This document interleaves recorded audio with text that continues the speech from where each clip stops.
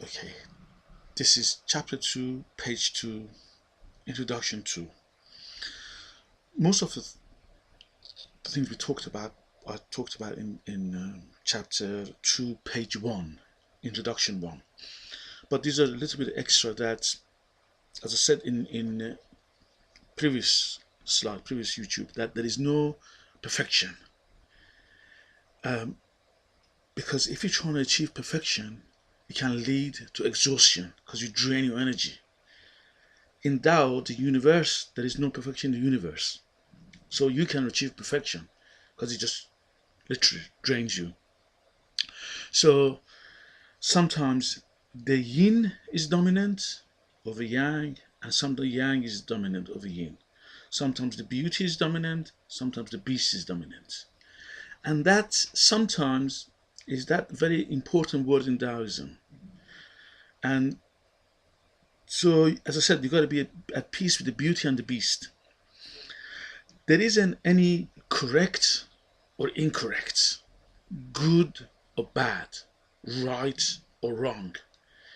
It was what it was, it is what it is, and it will be what it will be.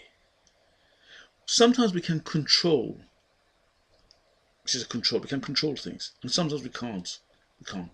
So we've got to be at peace with it.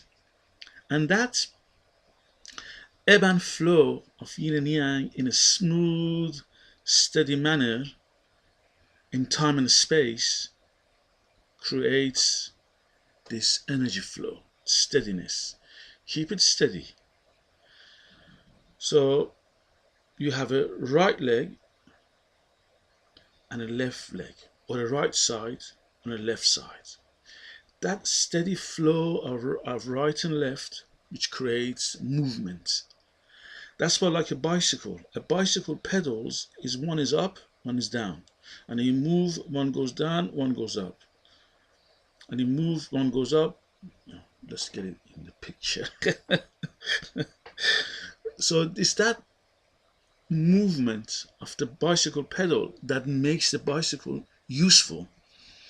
And the same thing in the engine. In the car engine, one piston goes up, one piston comes down. Then it just moves. It's that movement up and down that creates life. If it was too perfect, nothing will move. It'll be too steady. That's perfection. That's why it doesn't exist. So sometimes we can control it and sometimes we can't. And you've got to be at peace with both sides. The same thing happens in health and disease. Sometimes the flow is smooth between yin and yang. And sometimes the flow goes out of balance. But both sides are okay, because true health is when you're at peace with this and at peace with this. So true health is not when you always perfectly healthy. No, that's not right. When my patients say to me, "I never get ill," then I know they're ill, because there isn't such a thing as perfection. Or every year I need to get ill about 2-3 times a year, not a day, a year. That's serious if I get ill 2-3 times a day. But every 2-3 times a year I got to get ill. I have a good cough, cold, and I let it just work through it. And then the body will get rid of the toxins. And if I don't get ill, then I know I'm really ill. Because it's the illness that is cleansing in a way. It's the dark side that is cleansing. But in Western medicine, which we'll talk about that in a lot more details later, is they try to, as soon as you get a bit of headache and as soon as you get a bit of ill, you're trying to suppress it. And that pushes the illness down further and further, and it comes up something more serious later. And you don't suppress it. The other thing is with the Taoism is, some people have asked me, because female is yin and male is yang, does it mean the female is bad or male are good? No. Each one is its own section. The yin and the yang for male and female is in its own section. The good and bad is its own section. Day and night is its own section. There is no superiority or inferiority over one or the other. It's not just like you say, okay, that's it.